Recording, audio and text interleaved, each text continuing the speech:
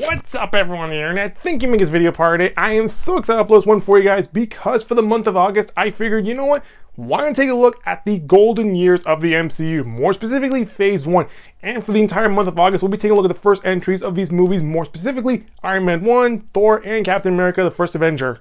So to start things off, let's talk about Iron Man 1, a movie that not only revived Robert Downey Jr.'s career, but at the same time, it kickstarted the entire MCU, which is crazy because this franchise would have looked a whole lot different had the studio decided to go with Tom Cruise as the lead role, but because Jon Favreau decided to take a chance with Robert Downey Jr., who was struggling at the time, history was made when we saw him become rich billionaire playboy Tony Stark. And he plays this role to a perfection because right off the bat, he's already breaking the awkward silence by making quick jokes while also blasting AC/DC music in the background before we're suddenly hit with a surprise action scene, and it is there where the movie decides to take us back to the beginning so we can figure out how do we end up in a situation in the first place, and that's where we learn that he's a selfish guy who makes money by making weapons and selling them to the army before he suddenly realizes that some of his weapons are being sold to the bad guys. Also, can we talk about how graphic that surgery scene was? I mean, oh my god, Noah was shot with shaky camera at weird camera angles, but oh my god, watching them open up his chest and put the arc reactor within him, I was like, this just took a really dark turn. But after that happens, that is when we're introduced to a character by the name of Yinsen, who not only saved Tony's life when he operated on his chest, but at the same time puts him on a path to redemption. And within the first act of the movie, we watch Tony turn a new leaf when he decides to take matters into his own hands and build his first Iron Man suit. And let me tell you, watching that first suit bust out of the cave with flamethrowers while bullets are bouncing off of him before he takes off into the sky like a rocket, holy crap, that was the coolest thing a 14-year-old could see. And then from then on, we see Tony become more of a responsible character when he returns home and decides to shut down his company before making another Iron Man suit.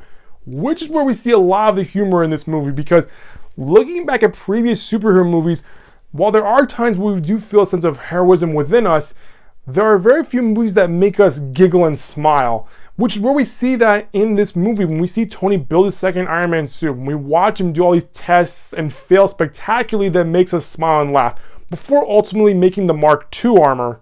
Now before we go any further, I want to talk about the Mark II armor because holy crap, that thing was a work of beauty. I'm a big fan of chrome plate armor because you feel like a knight going off to slay the dragon, and seeing the blue eyes, the chest piece, and blue lights within the armor, that was the piece de resistance. And looking at the other Iron Man suits that we get in Endgame and Infinity War, while I am a fan of the whole nanotech stuff, there's just something about these first suits of armor where you get the armor plates just snapping on and getting that nice clunk clunk clunk clunk clunk sound. It's just so satisfying. One more thing before moving on, I want to talk about the heads-up display because that blew my mind. I know how they're gonna do that. I mean, they could have done like a whole like first-person shooter sort of style like we see in Halo or Call of Duty, where you just have the camera pointing at the target and you just have the heads-up display right above it. But the fact that we saw it hover above Tony's face and you see Tony's face in this dark void, it makes the suit feel more spacious, and that just made the suit feel more cool.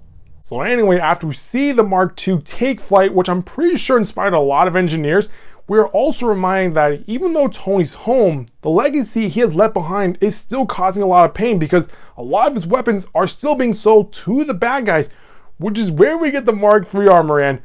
Oh my god, seeing that red and gold armor debut in the heat of battle, that was pretty badass. I mean, I'm not gonna lie, I remember seeing like the whole like targeting system work out and just taking out the bad guys, and I was thinking, why can't Call of Duty make this sort of stuff? I mean, come on Activision, make a Juggernaut mode where we get to play as Iron Man laying down fools with our lasers and cannons.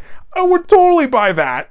But anyway, going back to the story, as we get into the third act, we do learn who the true villain of the movie really is, which is where we get Iron Man versus Ironmonger. And I don't mean to nitpick, but I think this is what started the trend of, okay, we have the first superhero movie. Who's his first supervillain gotta be? It's gotta be his evil doppelganger. Don't believe me? Let me list them off right now. Iron Man 1, you get Iron Man versus Ironmonger. Hulk, you get Hulk versus Abomination. Thor, you get Thor versus Loki. Captain America, you get Captain America versus Red Skull. Even my favorite superhero film of all time, Man of Steel, you have Superman versus a Kryptonian like General Zod. But aside from that little nitpick, looking at the Ironmonger suit, damn, that thing was built like a tank, and watching it take off into the sky, it was like watching NASA launch a rocket into space. And even though the majority of the movie used CGI, there are times where they use practical effects, and we do see that in the final fight between Iron Man versus Ironmonger when you see Robert Downey Jr. actually wearing an Iron Man suit. Also, speaking about starting trends, this movie also breaks one as well when we see Tony reveal the entire world that he is Iron Man. And I remember seeing the theater being like, oh my god, I can't believe he did that. Because before this movie, I was used to the Spider-Man films where keeping your secret identity was an important thing. So to see a character like Tony Stark break that trend, it was so refreshing and so crazy. And I was like, oh my god, I can't believe he just did that. And then the credits roll, and then we get the very first MCU end credits scene. I remember watching this movie, walking out of the theater, being like, that was so fun. And then a week later, I remember talking to my cousin about it, and he goes, hey, did you see what happened after the credits? And I was like, wait, what?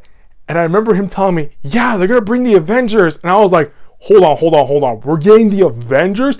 My mind took off from there because I thought, oh my god, we're gonna get Captain America, we're gonna get Spider-Man, we're gonna get Hulk, we're gonna get Thor.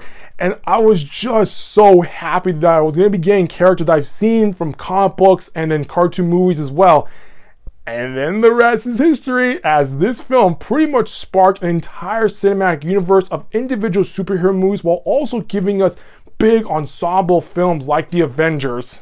But going back to Iron Man 1, I love how from beginning to end, this movie is a story about redemption, because at the start of this film, Tony was reckless and selfish, and by the time we reach the end of the story, he has a newfound respect to everyone, himself, and the power that he has now shown to the world.